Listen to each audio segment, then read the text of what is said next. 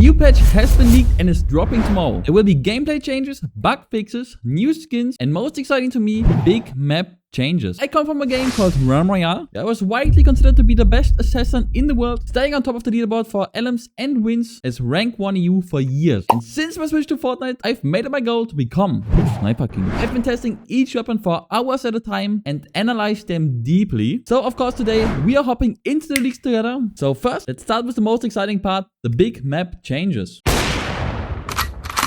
Wenzo, the leaker, who has been credible in the past, says the snow will melt, which makes sense since Christmas season is over, and that we will get a new dark forest biome. This fits perfectly in the teased map for season 2 that was found on a train station. This will only leave the desert part missing from the map and seems really reasonable to me. The most notable spots on the map that will be hit by the biome changes will be Rebels Roost all the way in the northwest, as well as Lavish Lair, Classic Courts, as well as the edge of Hazy Hillside. When we go over the rest of the patch changes, I will be showing these areas in the background, so you guys can imagine what it will look like after the patch. I personally hope we get a couple more changes than just the biome change, but here is what the new biome will most likely look like. This was taken right down below in the south of Lavish Lair. I of course expect the terrain to be way more detailed as the snowy counterpart of the to be changed areas already are. Here's what the current map looks like.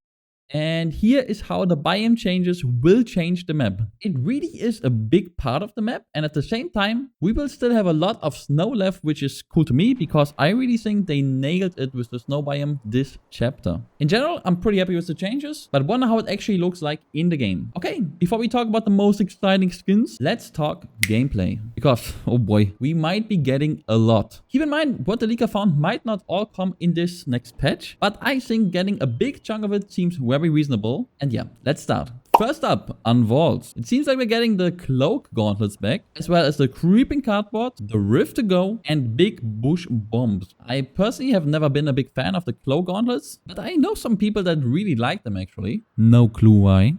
The only item that I think will have a big impact on the game here is the Rift to Go, as it is an insanely powerful tool to relocate on the map with. Big Bush Bombs and Creeping Cardboard are mainly meme items. I don't think they will really matter. I think the biggest impact is gonna be that they're gonna make the loot pool a bit worse. Wenzo also says that augments might return. They were teased for a longer time now already, and I personally am hoping we get more creative ones than we used to. However, they will 100% have a gigantic impact on the game. I will definitely be making a guide on all of them as soon as they drop, since this will vastly change how weapons are played, which ones are the best, and perhaps even add new exotic weapons back in the game. We will have to wait and see if they drop with this patch though, before we talk more about this, because everything else will just be pure speculation. Then, super exciting, new weapon mods might also come already with this new patch. The Long Barrel, my guess would be that this might increase the damage range of a weapon, perhaps at the cost of ADS speed or even fire rate, which will be interesting for the Nemesis and the Enforcer AR, as they are already both really good at mid to long range. Next up, we have the Triple Barrel. I have absolutely no clue. It does sound very interesting though, and I would love to hear your ideas for this in the comments, because I legit have no idea. Same for the last one, the Overload Magazine. This might perhaps be something similar to the Twin Mag SMG from the last chapter, like a way to continue firing after the magazine is already empty, perhaps at the cost of something else. Please also let me know what you think in the comments. And lastly, and oh boy, the most exciting part of the gameplay section,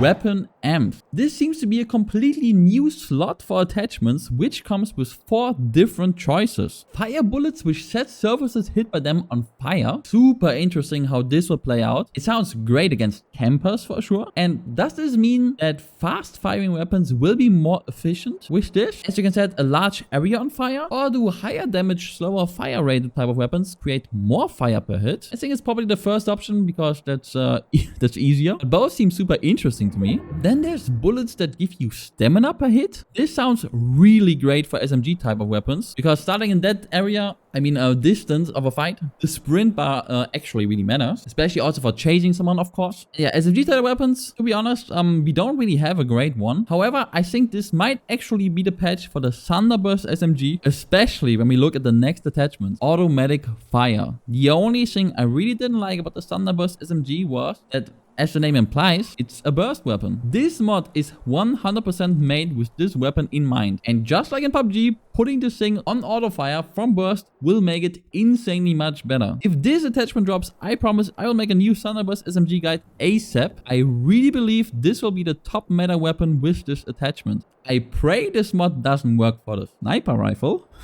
But yeah, I think that would just be silly if that would work. So let's pray Epic is with us on this one. Because I don't want to see a sniper rifle with the extended mag on auto fire, guys. I don't want to see it, okay? I just don't want to. Sniping is disgusting enough as it is this season. It would also be really cool for the Ranger pistol. But yeah, honestly, with all these new attachments, let me think what you guys think is the best weapon to pair them with. However, there's one more. The crit damage multiplier also sounds insanely good, especially for high damage, high accuracy weapons, and another great mod for the Enforcer AR. This might honestly push this over the sniper rifle for long range, and I think it was already really close to just being the superior weapon already. I made an in-depth video where I compared the Enforcer AR directly versus the sniper rifle, and really recommend this video, as when the patch drops, and these attachments actually drop with it, I think the Enforcer AR will be the top long range weapon to play. Get ahead now, check out the video. The crit damage multiplier will also be insanely good for the Ranger pistol, as it is the most accurate weapon for close range, apart from the lock-on pistol. That one cannot be modified, at least so far. Okay, that was the gameplay changes. Let's very quickly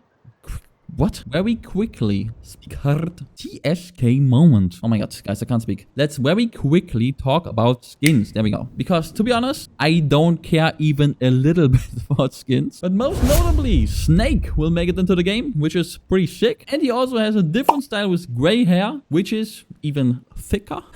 It's kind of nice, not gonna lie. And the very ugly Peter Copter will be unlockable by completing quests. Wowie. The biggest change coming with the patch will actually be that you have subscribed to my channel.